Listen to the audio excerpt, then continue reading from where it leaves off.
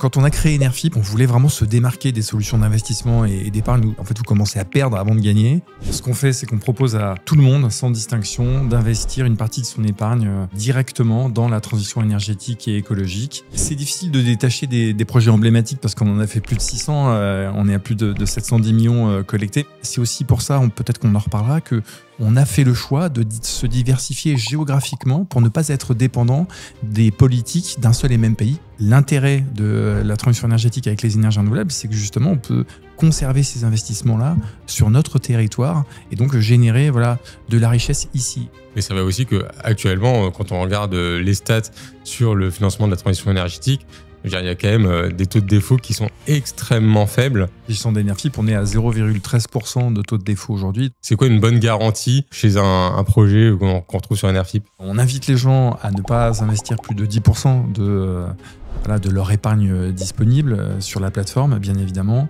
On est, nous, les fondateurs issus du secteur. On était en fait, il y a quelques années, à la place des gens qu'on finance. Et cette connaissance technique du fond des choses et de comment ça se passe, en fait, le développement d'un projet, où sont les risques, où sont les dangers, on considère que c'est une vraie force. On est effectivement leader en France et même en Europe parce que la France, c'est vraiment le pays leader du financement participatif en Europe. Salut, bienvenue Julien dans Entretien Cash. Merci. Je suis ravi de te recevoir aujourd'hui. Moi, j'ai déjà fait un épisode sur le crowdfunding, mais le crowdfunding plutôt immobilier avec Quentin Dominiti. Mais voilà, moi, j'aime bien tous les types de crowdfunding et dont je parle sur Financero. Et donc, toi, tu viens ici en tant que cofondateur d'Enerfip, une plateforme de financement participatif qui permet de financer, en tout cas de contribuer à financer la transition énergétique. Voilà, moi, comme j'aime bien aussi le côté un petit peu écolo quand je peux dans mes investissements, ça me fait vraiment plaisir de te recevoir aujourd'hui dans Entretien Cash. C'est très gentil, merci beaucoup. Peut-être pour te rappeler, pour toi et puis pour ceux qui nous découvriraient dans cet épisode, un peu l'objectif qu'on a dans Entretien Cash. Moi, je vais te poser des questions pour bien comprendre ce que fait Enerfip, quel type d'investissement vous proposez, vraiment aller à fond dans le sujet pour que la personne qui nous regarde puisse se dire à la fin de l'épisode, ok, Enerfip, franchement, je trouve ça trop cool, j'ai un petit peu d'argent de côté de mon épargne, j'y crois, j'ai envie d'investir. Ou à l'inverse, se dire, ok, les contraintes de ce placement ou mes objectifs financiers du moment font que c'est pas le moment et voilà. Et puis peut-être qu'ils reviendront plus tard, quoi. Ok, donner de la clarté. Exactement. Okay. Et d'ailleurs, si jamais les gens sont convaincus à la fin de cet épisode, pour ceux qui nous regardent, sachez qu'on a toujours sur notre comparatif des plateformes de crowdfunding et sur notre site internet de manière générale avec Enerfip, on a 30 € offerts. Pour les 100 premiers euros investis sur la plateforme. Donc voilà, si jamais vous voulez tester, il y a ce petit coup de pouce, ce petit plus de rentabilité si vous voulez franchir le pas. Bon, écoute, c'est parti. Bon, première question, même si j'ai introduit un petit peu le sujet, est-ce que tu peux expliquer un peu dans les grandes lignes ce que fait Enerfip, d'où vous venez? Bien sûr, avec plaisir. Alors, ce qu'on fait, c'est qu'on propose à tout le monde, sans distinction, d'investir une partie de son épargne directement dans la transition énergétique et écologique. Donc, à partir de 10 €, vous investissez la somme de votre choix dans des projets de production d'énergie renouvelable, d'efficacité énergétique ou de mobilité durable. L'essentiel des investissements qu'on vous propose sont sous forme d'obligations simples avec des caractéristiques qui sont de maturité qui vont de 1 an à 5 ans et des taux d'intérêt dont on reparlera, je pense, mais qui aujourd'hui sont sur une fenêtre de 7% à 9,5% brut par an. Et d'où on vient, pourquoi est-ce qu'on se retrouve ici à proposer aux gens d'investir dans la transition énergétique? C'est pas un hasard, puisqu'en fait, donc tu l'as dit, je suis cofondateur de la plateforme et avec mes acolytes, on est issus du secteur de la transition énergétique. Okay. Moi, par exemple, j'ai commencé en 2006 en tant que développeur de projets photovoltaïques de taille industrielle. Et c'est un peu pareil pour mes petits camarades. On est vraiment de ce secteur-là. On a cette spécificité, cette maîtrise du sujet. Et c'est ce qui nous a amené à vouloir créer, il y a 11 ans maintenant, une plateforme dédiée à cette thématique. Ok, donc vous n'êtes pas dit, tiens, nous on aime bien le crowdfunding et sur quelle thématique on va se mettre, tout ce qui est transition énergétique, c'est plutôt que vous venez du milieu et vous avez dit, tiens, il y a une opportunité et donc on va créer ça, quoi. Ok, super. Moi, comme voilà, je connais un peu la plateforme, j'ai déjà financé plusieurs projets. Peut-être pour que ça soit très concret, parce que bon, transition énergétique, ça couvre quand même plein de sujets.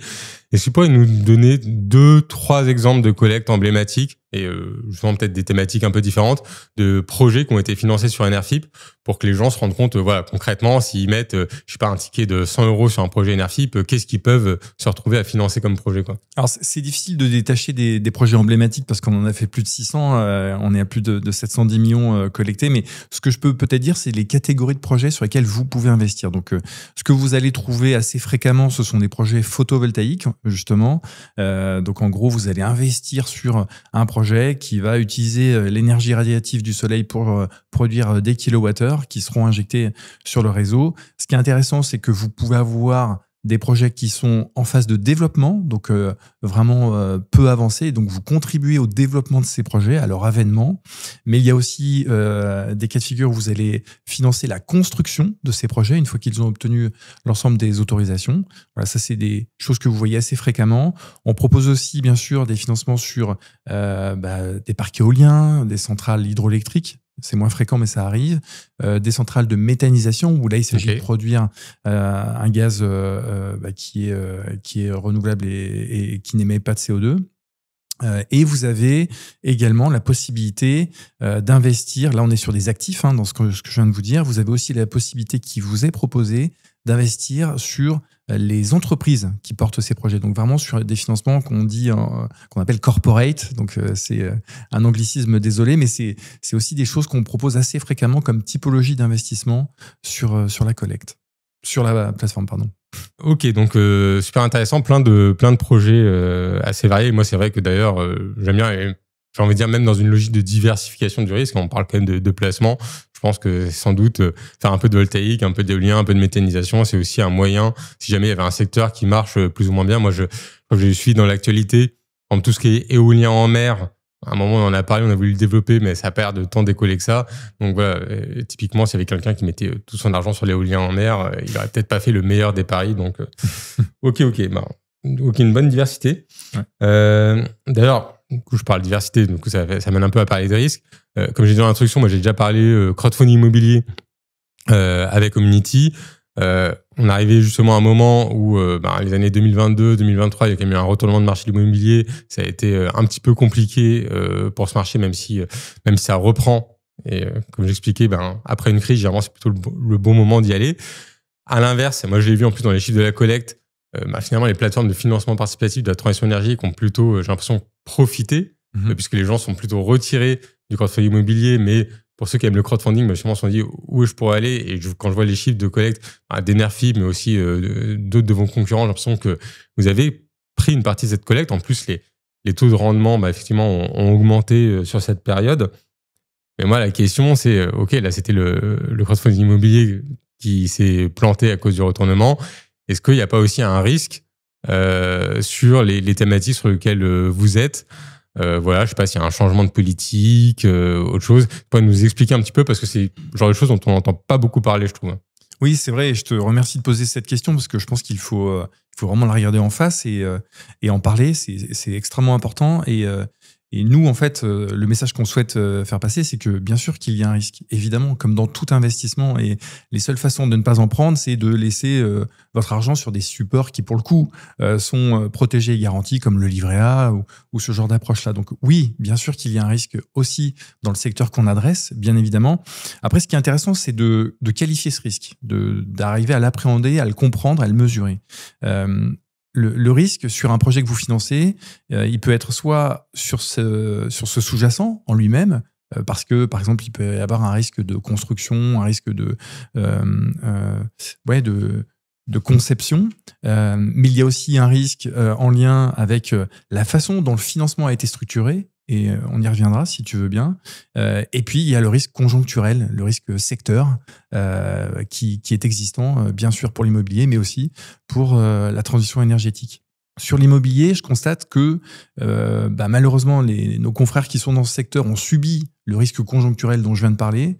Ça, c'est les aléas de la vie. C'est comme ça, c'est le monde dans lequel on est. Il y a aussi certaines plateformes qui ont ajouté à ce risque conjoncturel le risque de structuration dont je parlais parce que on s'est aperçu que certaines n'avaient pas mis en place les sûretés qui avaient été annoncées initialement, et donc ça nuit et ça empêche de recouvrer tout ou partie du capital investi par les investisseurs. Donc voilà, ce qui est important, je pense, et comment nous on essaie d'adresser chez Enerfip ce type de problème, c'est d'abord de structurer avec le plus grand soin possible les financements qu'on vous propose, faire en sorte que les sûretés qui sont annoncées soient vraiment appliquées et mises en œuvre, de sorte que tu n'aies pas de mauvaises surprises au moment de ton investissement.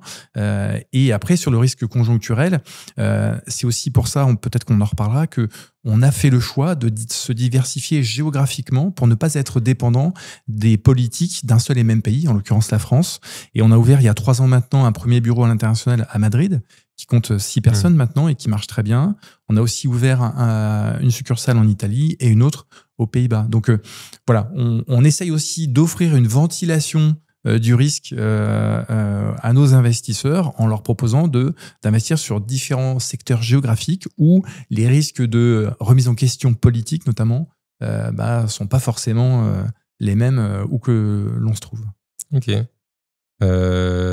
Intéressant. Et d'ailleurs, en parlant de ça, parce que donc crowdfunding immobilier, d'ailleurs, on a vu même sur les projets du coup qui arrivent plus récemment, ils ont commencé à renforcer encore en termes de garantie. Alors sur l'immobilier, ça parle peut-être à plus de personnes. On commence à avoir l'habitude pour ceux qui étaient sur le secteur, les hypothèques de premier rang, les fiducies sûreté, les cautions, etc. Vous, est-ce que ça va être quoi un peu les garanties emblématiques? C'est quoi une bonne garantie chez un projet qu'on retrouve sur Enerfip? Bien sûr. Alors, les bonnes garanties, et ce qu'on observe le plus fréquemment, ça va être le nantissement des titres de l'émetteur qui porte directement ou indirectement l'actif qui est financé. On est aussi de temps en temps amené à prendre des gages sans dépossession, c'est-à-dire qu'on va lister l'ensemble des composants mobiliers d'un actif de production d'énergie renouvelable et on va prendre un gage dessus. On a aussi, bien sûr, ça c'est assez fréquent, les garanties à première demande et maintenant de la maison mère. Et parfois, ça peut nous arriver, notamment dans l'efficacité énergétique, de travailler avec des fiducies qui servent de tiers de confiance en fait dans les montages qu'on propose. Donc, c'est un peu ça ce que vous trouverez le plus fréquemment sur Enerfip en termes de sûreté qui vous est proposé. Ouais. Ok, donc pas mal de dispositifs. Très bien. Maintenant, si on prend l'angle investissement au global, parce que bon, c'est sympa de parler des risques, mais c'est quand même plus sympa d'être sur le côté positif, puisque quand même souvent ça fonctionne plutôt bien. D'ailleurs, c'est vrai que moi j'aime bien être complètement transparent pour aborder cette partie risque, mais ça va aussi que actuellement, quand on regarde les stats sur le financement de la transition énergétique, il y a quand même des taux de défaut qui sont extrêmement faibles, voire quasiment nuls dans certains types de défauts. Donc, en tout cas, on est très loin de ce que vit le crowdfunding immobilier aujourd'hui. Oui, pour illustrer, pardon, juste pour préciser, s'agissant d'Enerfip, on est à 0,13% de taux de défaut aujourd'hui. Donc, ça rejoint ce que tu dis. On est sur des actifs qui sont quand même assez sécures et sur lesquels on peut vraiment appréhender correctement le risque.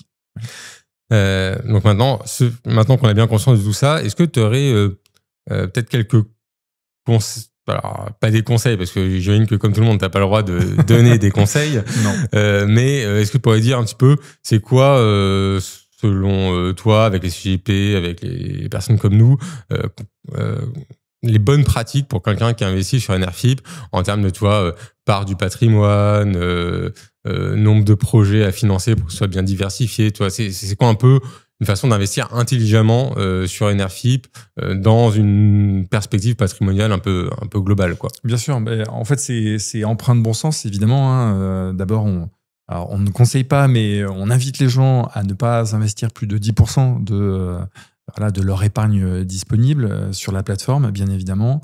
On les invite aussi à ventiler leurs investissements. Si vous avez, par exemple, 5 000 € à investir sur Enerfip, eh bien, faites une ventilation sur 4-5 projets en fait, distincts. Et en plus, comme je le disais, on vous propose même une diversification géographique. Donc, vous pouvez aller assez loin dans l'éclatement et la dilution de votre risque.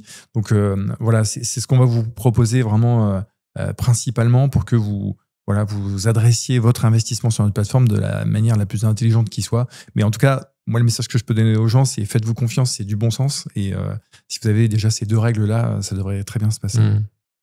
Et puis, d'ailleurs, peut-être en complément, là, je vais parler un peu de mon expérience perso, mais en plus, il me semble vous proposer des maturités. Donc, la maturité, c'est la durée d'emprunt de l'obligation qui sont différentes. Moi, par exemple, c'est vrai qu'à un moment, je cherchais quand même plutôt du court terme.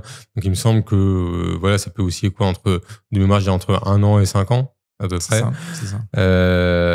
Et du coup, aussi, forcément, entre que ce soit court ou long, c'est pas forcément le même risque. Et puis après, il y a le projet en tant que tel qui a un risque différent. Donc là, sur les rendements, t'évoquais, ces temps-ci, vous êtes quoi entre 7 et 9,5%. On va être dans cette fenêtre-là. Et effectivement, tu as raison de le préciser, le fait qu'on propose des maturités courtes, moyennes ou entre guillemets longues. Longue, c'est dans le référentiel financement participatif, puisqu'on va jamais au-delà de 5 ans, donc ça reste quand même plutôt moyen terme. En tout cas, oui, vous pouvez tout à fait ventiler aussi sur ce critère-là. Ouais. Maintenant, tu avais un peu déjà parlé justement des pays différents. Moi, c'est vrai qu'en plus, dans l'actu, j'avais suivi par exemple que l'Espagne était effectivement un gros pays en plus pour tout ce qui est justement projet photovoltaïque. On imagine bien les gens qui partent en Espagne pour aller avoir le soleil, forcément ça fait du sens avec le photovoltaïque, mais j'ai même l'impression qu'en éolien ils sont plutôt pas mal. Oui. Donc voilà, tu t'avais dit donc il y a l'Espagne, les Pays-Bas, l'Italie, cette stratégie de développement en Europe, à quoi ça sert, on va dire, pour l'investisseur et puis peut-être aussi pour vous en tant que plateforme, en tant qu'entreprise? Déjà, je vais répondre par la fin de ta question.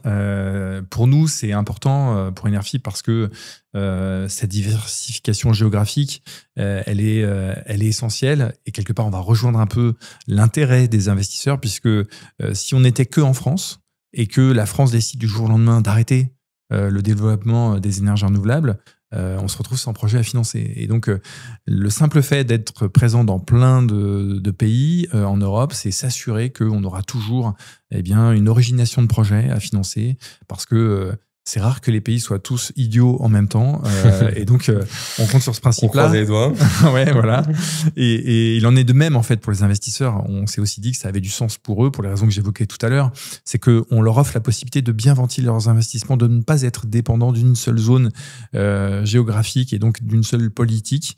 Et là-dessus, j'aimerais, je fais un petit aparté, mais c'est un peu en lien avec ce que tu poses comme question, c'est que il est essentiel d'avoir conscience d'une chose, s'agissant de l'énergie, c'est, chacun le sait, essentiel, c'est au milieu de notre vie, au quotidien, en ce moment-là, typiquement. Et c'est tellement critique que on peut être absolument certain que cette transition énergétique, même si elle est sujette à caution, même si elle est critiquée, même si il y a les tenants de l'ancien monde énergétique qui font tout pour l'enrayer, en fait, son dynamisme est là, il est inéluctable. Et pourquoi c'est inéluctable? Pour des raisons qu'on peut observer sur l'impact climatique. Ça commence à parler à chacun, mais pas seulement, aussi pour des questions de souveraineté. Quand on voit que, par exemple, la France dépense à peu près 50 milliards d'euros chaque année pour acheter du gaz et du pétrole, c'est de l'argent qui part de notre pays, c'est de la richesse qui s'en va. Et l'intérêt de la transition énergétique avec les énergies renouvelables, c'est que justement, on peut conserver ces investissements-là sur notre territoire et donc générer de la richesse ici. Et donc, si je dis ça, c'est que la diversification géographique qu'on propose, elle est là aussi pour s'appuyer sur cette réalité, le fait que, bon an, mal an, même s'il peut y avoir des phénomènes politiques locaux, ils resteront temporaires parce que on se doit, et notamment en Europe, d'aller absolument vers cette transition énergétique-là. Ok. Et non, super intéressant. Et puis effectivement, même le conflit Russie-Ukraine, il y a eu des problèmes sur l'énergie. On a bien vu, voilà, ça a effectivement relancé tout le débat sur la souveraineté. Donc c'est clair que c'est des enjeux vraiment ultra importants. Moi, d'ailleurs, j'avais vu aussi, pour confirmer, une idée que je trouvais intéressante. Je crois quand j'avais parlé, quand vous avez commencé à ouvrir des nouveaux pays, une logique européenne que je trouvais assez intelligente, qui était de se dire aussi même, tiens, aux Pays-Bas, finalement, c'est un tout petit pays, ils peuvent pas faire tant de projets que ça. En plus, ils étaient déjà quand même, je crois, relativement avancés sur la thématique, mais ils ont une fibre un peu écolo et ils ont de l'argent à investir. Et à l'inverse, par exemple, en Espagne, comme on l'a dit, ils ont plein de projets, mais ils n'ont pas forcément autant que la France ou d'autres pays la fibre financement participatif. Et donc, on peut arriver sur une logique, tiens, il y a des Hollandais qui financent des projets en Espagne. Et moi, je trouve ça plutôt pas mal dans une perspective, on va dire, un peu européenne, globale. Ça, c'est des phénomènes que vous constatez. Oui, exactement. Et c'est un sujet passionnant parce que déjà, la transition énergétique, elle doit se concevoir à minima à l'échelon du continent. Donc, c'est pour ça aussi que tu as tout à fait raison dans ce que tu dis. Et surtout, en travaillant sur notre envie d'aller à l'international, on a aussi pu comprendre qu'il y a des vraies différences, comme tu l'as évoqué, entre les pays, et des différences culturelles aussi entre les habitants de ces pays. Par exemple, il y a vraiment un gradient nord-sud très marqué sur le fait que les habitants du sud de l'Europe sont plutôt conservateurs s'agissant d'épargne et d'investissement. Ils prennent très peu de risques et ils préfèrent les solutions très conventionnelles et sécures. Là où les habitants du nord de l'Europe sont beaucoup plus, comme tu l'as dit, tournés vers la prise de risque, parce qu'ils ont aussi, je pense, une meilleure compréhension, une meilleure connaissance de la finance et des investissements. Et comme tu l'as dit aussi, ils ont des moyens qui sont plus conséquents. Et donc, face à cette réalité-là, on s'est dit, on va s'appuyer sur les points forts de chaque pays dans lesquels on souhaite se développer. Les pays du sud de l'Europe et de l'Est sont extrêmement puissants et dynamiques sur le développement des projets d'énergie renouvelable, là où les pays du Nord sont plutôt avec des gros moyens et une capacité à prendre ce risque et à investir au-delà de leurs frontières. Et donc, en gros, notre but, c'est de créer des pipelines en Europe entre les zones où il y a des moyens financiers et les zones où il y a des projets à financer. Ok, et d'ailleurs, ça me permet aussi de faire un lien avec un point qui est toujours important d'évoquer. La régulation du secteur du financement participatif a quand même évolué pour arriver sur maintenant le statut PSFP, si je ne me trompe pas, donc prestataire de services en financement participatif. Ouais. Qui du coup à un échelon européen, ce qui n'était pas le cas avant. On avait une réglementation française qui est passée à un échelon européen. Et j'imagine, effectivement, ça sert quand même cette logique de pouvoir aussi plus facilement traverser les frontières. Bien sûr. Et peut-être pour ceux qui ne vous connaîtraient pas, du coup, moi, si je me souviens bien, vous avez été, je pense, parmi les premiers à être PSFP. Et pour vous, ça vous a, en plus, cette réglementation comme ça vous arrangez bien, j'imagine, pour pouvoir accéder à plusieurs pays plus facilement que si vous aviez lancé ça, je sais pas, en 2018 à l'époque où c'était chaque pays a ses règles, quoi. Ouais, très clairement, ça a été vraiment un alignement des planètes. Et pour le coup, c'est absolument génial que l'Union européenne ait eu l'idée de créer ce cadre uniformisé pour l'ensemble des pays membres de l'Union, et on s'est complètement engouffré dans cette brèche-là, et c'est ce qui nous a permis en assez peu de temps de se déployer sur 4 pays en tout, du coup, en Europe. Et c'est assez marrant parce qu'en fait, on se retrouve avec notre petite activité qui économiquement pèse très peu dans l'économie européenne, mais on se retrouve au cœur de cette construction européenne avec un cadre uniformisé, les mêmes règles pour tout le monde sur le sujet du financement participatif, super. Par contre, des différences de fiscalité, des différences de droit des sociétés, et donc tu te retrouves avec une sorte de complexité là où tu pensais trouver de la facilité.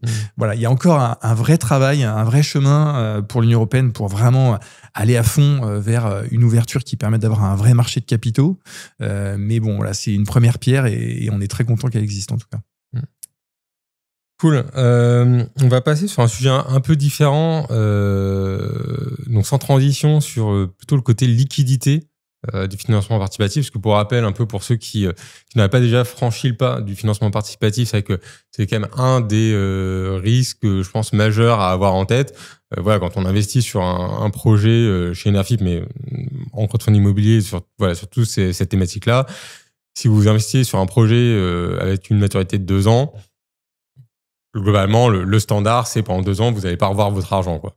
Et pour peu que le projet ait du retard, bah voilà, si c'est pas remboursé, c'est pas remboursé, et donc la plateforme ne reçoit pas les fonds, donc ne peut pas vous rembourser. Donc s'il y a un retard de 6 mois sur un projet de 2 ans, en fait, il va falloir attendre 2 ans et 6 mois.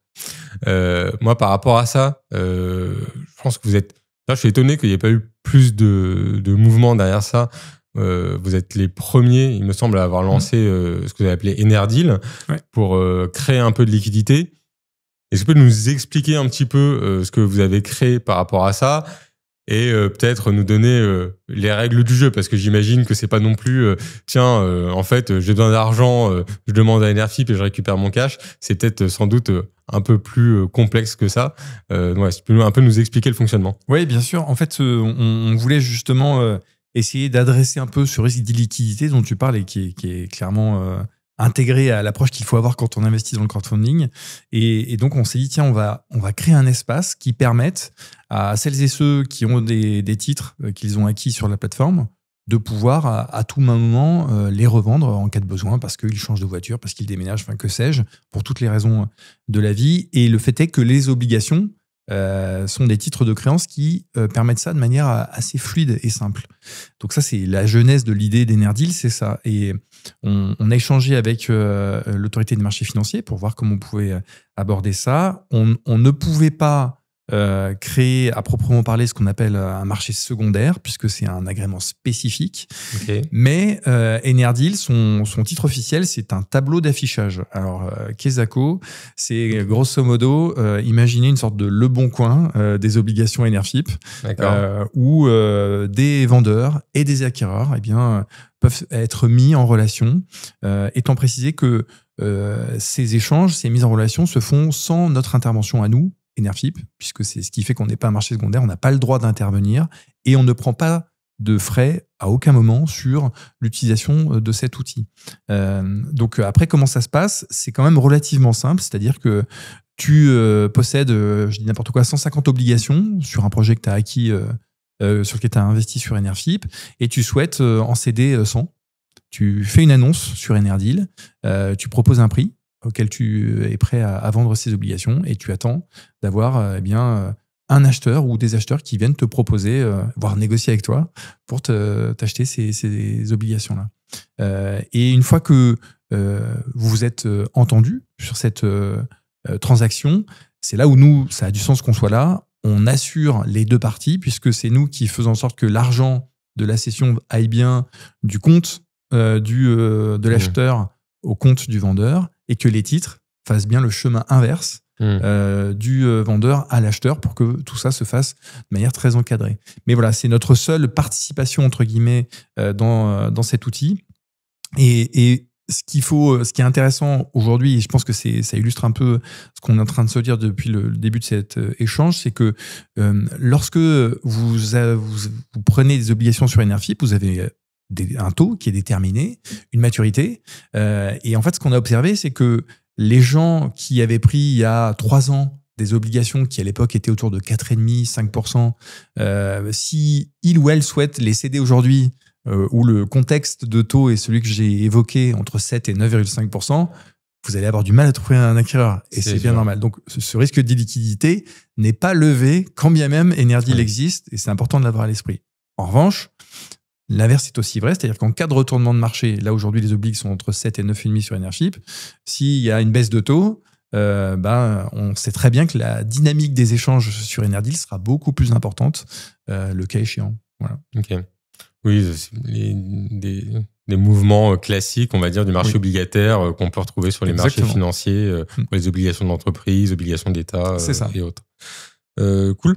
Tu as parlé des frais en disant qu'il n'y avait pas de frais sur Enerdeal, mais ça me fait une bonne transition pour parler des frais d'Enerfip au global. Est-ce que tu peux nous expliquer un petit peu concrètement comment vous gagnez de l'argent?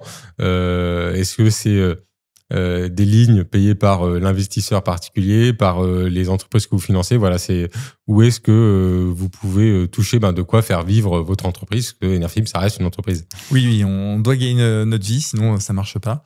Donc comment ça fonctionne chez nous? Quand on a créé Enerfip, on voulait vraiment se démarquer des solutions d'investissement et d'épargne. Nous, très souvent, vous commencez à payer des frais de dossier et en fait, vous commencez à perdre avant de gagner.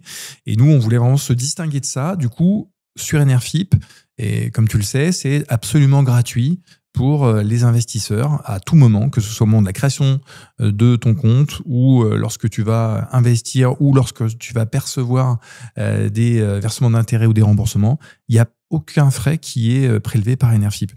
L'ensemble de notre chiffre d'affaires, il est réalisé du côté des porteurs de projets. C'est eux qui nous rémunèrent, puisqu'on leur apporte via nos prestations des solutions de financement de leurs projets. Et donc, ces frais qu'on leur facture sont de deux sortes. Il y a d'abord les frais qu'on prend au moment de la réussite de la collecte. Ce sont des honoraires de collecte ces frais vont osciller entre 3 et 5% du montant qui a été levé. Et puis, il y a également les frais de gestion annuelle, puisque lorsqu'on a réussi une collecte, tout ne s'arrête pas. Au contraire, il y a énormément de travail puisqu'on va assurer le prélèvement des sommes dues à chaque échéance, le versement de ces sommes à chaque souscripteur sur leur livret Enerfip, tout en prélevant la fiscalité pour le compte de l'emprunteur et en faisant les déclarations fiscales pour l'emprunteur et pour les investisseurs. C'est ce qui fait que, comme par magie, vous recevez votre déclaration d'impôt qui est pré-remplie parce qu'on a fait ce travail-là, justement. Et donc, c'est pour ça qu'on est rémunéré, là aussi, par le porteur de projet sur ce qu'on appelle les frais de gestion annuels. Petit zoom là-dessus, je voudrais juste en parler parce que je pense que c'est vachement important. Le financement participatif, c'est un marché de volume. C'est un marché qui est compliqué. Vous devez avoir atteint un certain seuil en fait de collecte pour être rentable. C'est ce qui fait que Enerfip, en toute transparence, on a été non rentable pendant les 6 premières années de notre existence. Donc on a bien ramé, on a bien dû croire en ce qu'on faisait et pourquoi on le faisait. Et depuis 2020, Enerfip est une société rentable. Cool. Et ça marche déjà plus de 5 ans de rentabilité. Pas mal. Ouais, non, c'est très chouette, mais c'est important d'avoir ça à l'esprit et que nos auditeurs aient conscience de comment se fonctionne au niveau économique ce secteur. Ok. Et t'as évoqué la fiscalité, donc décidément, tu me fais toutes mes transitions. Pardon. Non, mais c'est très bien. C'est très bien. Justement, comme ça, on reste dans la continuité. Donc, tu as effectivement expliqué, la fiscalité en financement participatif, généralement, c'est assez facile. Généralement, tout est un peu prédéclaré. Il y a juste besoin de checker, on va dire. En tout cas, moi, c'est comme ça que ça se passe. Mais voilà, peut-être tu peux expliquer pour les personnes qui nous regardent ou qui nous écoutent en podcast, comment se passe la fiscalité de manière standard, quelles sont les règles un peu de base, le fonctionnement. Bien sûr, c'est pour le coup extrêmement simple. C'est le prélèvement forfaitaire unique, ou qu'on appelle aussi flat tax, qui s'applique sur les intérêts que vous allez percevoir. Donc, ce PFU est de 30%. Et dans ces 30%, en fait, il y a une décomposition. Il y a une partie qui est relative à la CSG-CRDS, qui est de 17,8%, si je dis pas 17,2%, pardon, et le reste, les 12,8% qui sont relatifs à la fiscalité de l'impôt sur le revenu. Donc, c'est la conjonction de ces deux éléments qui donne les 30% dont je parlais, et c'est prélevé à la source. Sauf si vous faites une demande parce que vous avez les caractéristiques qui vous permettent de vous affranchir de ce prélèvement à la source. Mais dans l'immense majorité des cas, les gens ne rentrent pas dans ce cadre. Et donc, c'est nous qui allons prélever, avant de vous verser les intérêts, cette fraction fiscalisée et l'envoyer, comme je le disais, aux impôts. Et donc, vous touchez sur votre livret Enerfip le net. Voilà. Ok. Peut-être deux points, même si j'imagine, tu me diras ça, que c'est plutôt à la marge. Il y a de temps en temps des collectes qui, si je ne me trompe pas, peuvent passer par le PEA. Oui. Donc là, fiscalité un petit peu différente. Ça, j'inviterai les gens à aller sur Financero pour un peu la fiscalité du PEA, mais en tout cas, c'est un outil qui est quand même dans certains cas très avantageux. Moi, souvent, en revanche, c'est qu'il y a la plupart du temps des frais quand même qui sont appliqués par le PEA quand c'est sur des produits un peu atypiques. Et donc, je pense que les obligations en crowdfunding en font partie. Est-ce que tu as un peu une idée du seuil, du montant minimum qui fait que généralement, ça peut être intéressant d'investir sur un ARFIP via un PEA? Oui, c'est pour préciser, vous pouvez investir via PEA ou via PEA-PME. En fait, vous avez, selon la typologie de l'emprunteur, ça rentre dans une case ou dans l'autre. En tout cas, c'est bien mentionné sur Enerfip lorsqu'une collecte est éligible à un PEA ou un PEA-PME. Et donc, le seuil, c'est vrai que ça a été une vraie question quand on a lancé cette faculté, parce que, pour rappel, je pense que c'est important de dire, lorsque vous investissez via un PEA ou un PEA-PME, vous vous affranchissez de la CSG-CRDS, donc vous n'avez plus que les 12,8% relatives à non, c'est l'inverse, pardon. Vous avez 12,8% de relatives à l'IR qui sont enlevés, donc il vous reste les 17,2% de CSG-CRDS qui sont fiscalisés. Et c'est vrai qu'on a constaté qu'il y avait d'énormes différences sur les frais facturés par les banques lorsque leurs clients souhaitent investir sur des collectes Enerfip. D'autant plus qu'on est sur ce qu'on appelle du non-coté. Et donc, c'est très souvent l'occasion pour le banquier de se faire plaisir en vous mettant des frais énormes dans certains cas. Et c'est vrai qu'il faut absolument que vous regardiez précisément ce point avant de faire la démarche, c'est essentiel. Et en tout cas, pour répondre à ta question très directement, nous, on observe qu'il ne faut pas investir moins de 3 000 € en général. Sinon, ça fait du sens. Ouais, sinon, ça n'a pas économiquement beaucoup de sens. Après, vous pouvez être dans une banque qui est très ouverte avec des frais très faibles, auquel cas vous pouvez aller plus bas. Mais en moyenne, je dirais que c'est ça le. C'est ce que vous constatez. Ok. Non, mais c'est assez logique. Puis même parfois, il y a des plateformes qui disent directement en dessous de 2 000 € par exemple, on fait pas parce que il y a des frais, il y a de la gestion quand même derrière. Bien sûr. Qui se rajoute. Peut-être d'ailleurs. Je pense que ça va être le dernier point qu'on va évoquer sur le sujet fiscal, parce qu'après, sinon, c'est un peu boring. Aussi, le fait que moi, j'ai fait quelques investissements. Comme je dis, je vais avoir quelques milliers d'euros chez Enerfip. J'ai un peu investi en Espagne, parce que justement, je trouve qu'aussi, il y a cette dynamique intéressante. Ouais. Et, je suis en retard, il faut que je le fasse. Et puis, je crois que j'ai reçu un message quand même il n'y a pas très longtemps. Il y a une petite démarche à faire quand même pour éviter une double imposition quand on investit en Espagne, non, c'est ça? Exactement. Et ça illustre un peu ce que je disais tout à l'heure quant au fait qu'en Europe, on est en train de construire vraiment un schéma européen qui soit fluide et fonctionnel. C'est que même s'il y a des accords de non-double imposition, évidemment, entre les pays européens, il ne manquerait plus que ça, bien évidemment, mais l'investisseur est quand même tenu de faire, selon les cas de figure, des petites démarches qui peuvent être plus ou moins lourdes à faire. Dans le cas de l'Espagne, c'est quand même relativement simple. Oui, c'est plutôt simple. Mais effectivement, vous devez demander un certificat de résidence fiscale, un CRF, auprès de votre centre des impôts.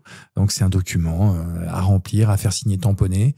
C'est ce qui permet, nous, on collecte ces documents. D'ailleurs, on vous les pré-remplit aussi. On fait en sorte que ce soit le plus indolore possible. Vous les faites signer, tamponner, vous nous les renvoyez. Et ça, on le met à la disposition de l'emprunteur, l'émetteur espagnol, de sorte que celui-ci, en cas de contrôle du fisc espagnol, puisse justifier du pourquoi il n'y a pas eu une imposition additionnelle qui a été appliquée sur les investisseurs qui ont prêté de l'argent à son entreprise. Voilà. Ok. Très bien, super clair. Peut-être pour boucler un petit peu sur le sujet financement de la transition énergétique. Donc moi, comme je dis, j'ai investi chez Enerfip. J'ai aussi investi chez Lendosphère, un de vos concurrents, de diversifier, puis il y avait aussi quelques projets intéressants. Dans mon comparatif, je parle aussi de Lumo, mais je vois qu'il y a aussi Lita.co qui se met à faire un peu plus de financement de projets transition énergétique. Est-ce que tu peux peut-être nous dire par rapport à ces concurrents, quels sont selon toi un peu les points différenciants que vous avez, comment vous vous positionnez, pourquoi Enerfip plutôt qu'un autre? C'est le moment de te vendre. Je vais tâcher de le faire sans faire mon marchand de tapis. Non, je pense que ce que je peux mettre en avant, c'est d'abord, c'est un peu ce que je disais tout à l'heure quand je brossais très rapidement l'histoire d'Enerfip. On est, nous, les fondateurs issus du secteur. On était en fait il y a quelques années à la place des gens qu'on finance. Et cette connaissance technique du fond des choses et de comment ça se passe en fait le développement d'un projet, où sont les risques, où sont les dangers, on considère que c'est une vraie force parce que on maîtrise parfaitement le sujet qu'on finance. C'est aussi pour ça qu'Enership ne fera jamais autre chose que de la transition énergétique, parce que on a cette maîtrise-là et c'est une vraie valeur ajoutée. Ça, c'est le premier point. Le deuxième point, c'est, on en a aussi pas mal parlé, c'est cette diversification géographique. On fait partie des rares plateformes en Europe à avoir coché la totalité des 27 pays membres de l'Union dans notre velléité d'expansion, puisque quand tu demandes un agrément européen, tu dois dire où est-ce que tu veux aller. Nous, on a coché toutes les cases parce que on est convaincu que, on l'a dit, la transition énergétique, elle doit s'appréhender à minima à l'échelon du continent. Mais en plus, c'est la condition pour offrir une grande diversification du risque, une ventilation du risque via la diversification géographique à nos investisseurs. Donc ça, c'est quelque chose, je pense qu'on a vraiment de plus que nos confrères, le fait qu'on puisse vraiment bien ventiler sur différentes zones géographiques. Ok. Et puis en complément, d'ailleurs, je ne sais plus si tu l'as évoqué, mais il me semble... Alors, ça a un peu bougé parce que l'Endosphère, je crois qu'ils ont racheté l'Endopolis, donc je suis pas sûr qu'on ait forcément les chiffres consolidés. En tout cas, moi, la dernière fois que j'avais regardé, il me semble qu'en collecte, vous êtes, on va dire, leader, on va dire, sur les plateformes qui sont en France. Oui.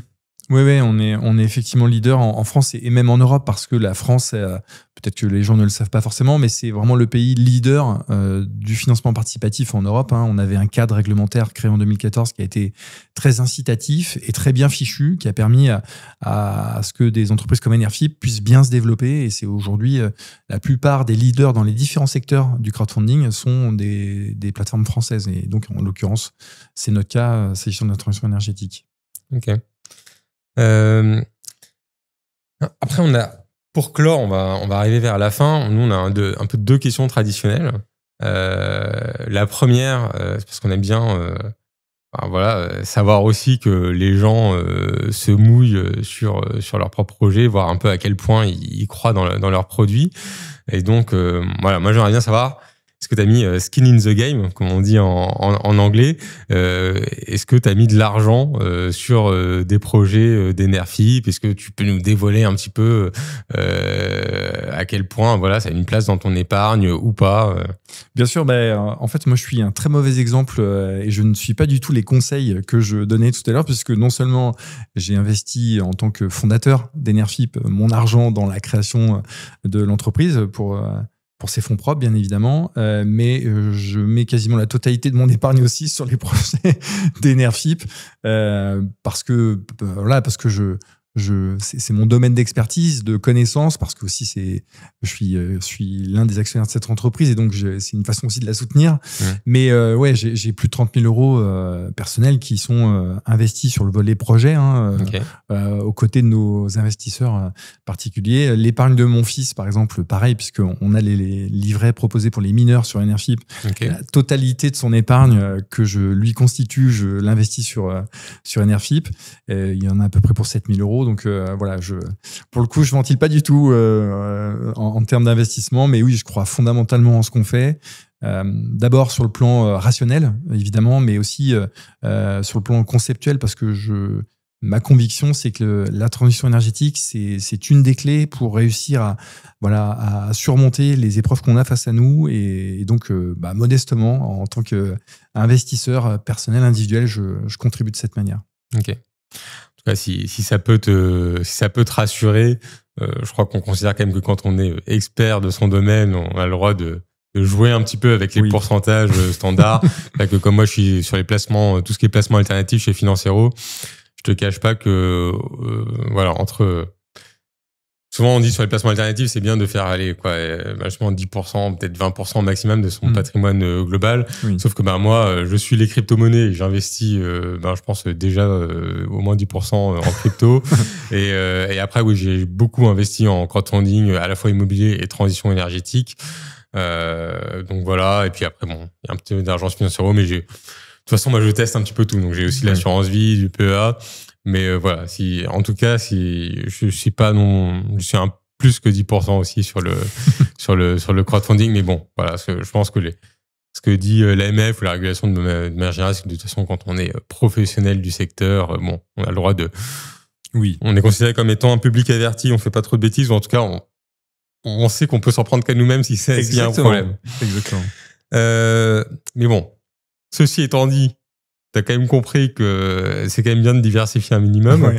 Et donc là, on arrive sur la deuxième question un peu traditionnelle qu'on a, justement pour faire cette diversification. Est-ce qu'il y a un autre type de placement que t'affectionnes particulièrement, soit où tu auras déjà franchi le cas, ou plutôt un placement, je sais pas, que tu rêverais de faire, tu dis tiens le prochain, allez, prochaine fois que j'ai de l'argent à placer, je le mets là, quoi. Eh ben c'est un truc que j'ai fait. Alors pour le coup, ça va peut-être décevoir certains de nos auditeurs parce que c'est pas un placement qui permet d'avoir un rendement monétaire, mais j'ai fait ça et j'ai trouvé ça trop génial et je suis heureux d'avoir fait ça.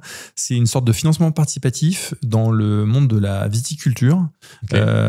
Et c'est une plateforme une petite plateforme qui propose ça, où en fait tu investis en prenant des parts d'une sorte de SCI qui va en fait acquérir un foncier sur lequel il y a des vignes, et cette SCI va louer cette parcelle à un vigneron, et celui-ci ne va pas louer en monnaie sonnante et trébuchante, mais en bouteilles.